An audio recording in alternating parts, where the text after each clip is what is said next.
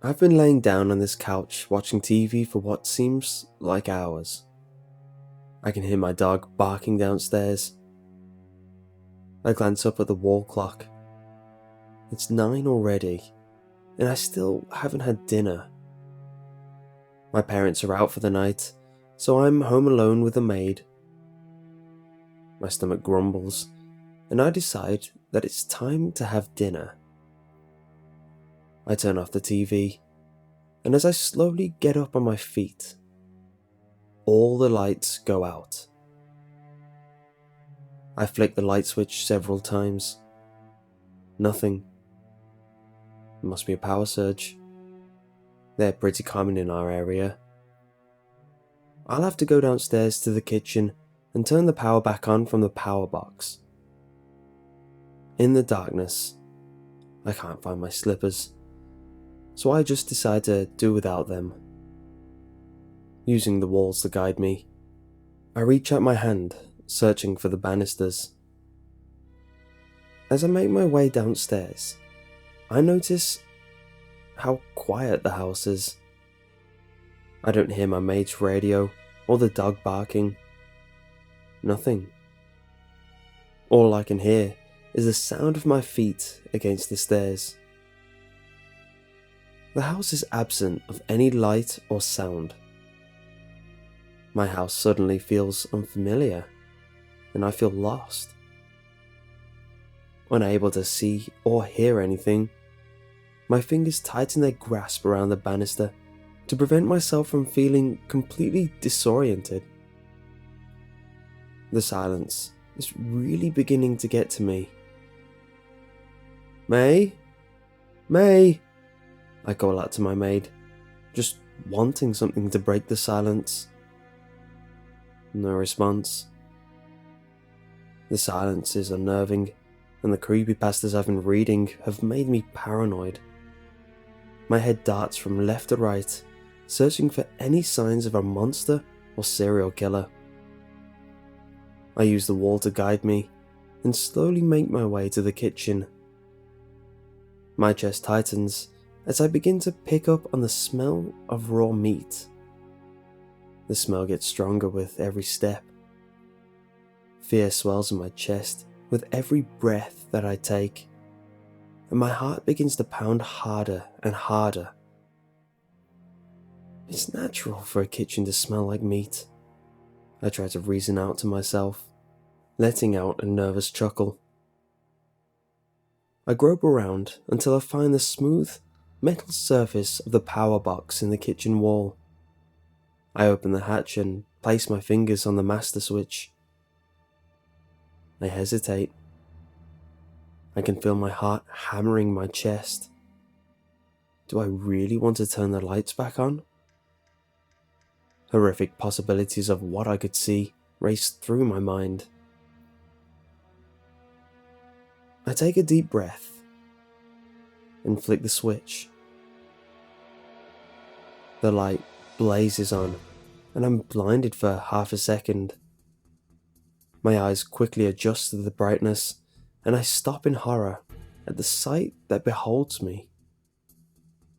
My heart feels like a leaden weight in my chest. My dog's corpse lay in the corner of the kitchen. His body is a mangled mess, and looks as though it had been savaged by a pack of wolves. He lay in a pool of his own blood, eyes wide open and his mouth agape. His innards are emptied out into the puddle of blood, littered with his shiny black fur. The smell is sickening. A set of bloody footprints, if you could even call them that, led straight from his body to the maid's room. The footprints were vaguely human, but were large, far too large to belong to one. Their shapes were contorted, twisted, almost beyond recognition. The door to May's room is closed. There's a set of bloody claw marks on the door, perfectly complementing the footprints by a door. The scene is all too much, and the little food I had left in me quickly finds its way out of me. My vomit and the blood quickly pull together on the shiny white surface of the kitchen floor. I run out of the kitchen, into the living room, and up the stairs. The house is as quiet as when I came down, but I can hear the pounding of my heart to accompany the sound of my footsteps. Tears of fear swell in my eyes, clouding my vision. I run into my room, close the door, and dive under my blanket. My breathing is fast and heavy. Beads of sweat stream down my face. I stare at the door. My mind is so overcome with fear that all I can do is stay put and await my fate. I'm expecting the door to be brought down at any moment. Seconds pass. Nothing. Minutes pass. Nothing. After a while, it begins to seem odd that nothing has happened. But I decide that it would be best to just stay put. It's not long before I start to feel sleepy. My eyelids start to droop. With every passing minute, I get sleepier and sleepier. I try to fight back, knowing that staying awake is a matter of life or death. But my efforts are in vain. I doze off. I am jerked awake by the sound of my parents' car pulling into the garage. It's still dark, so it must still be very early in the morning.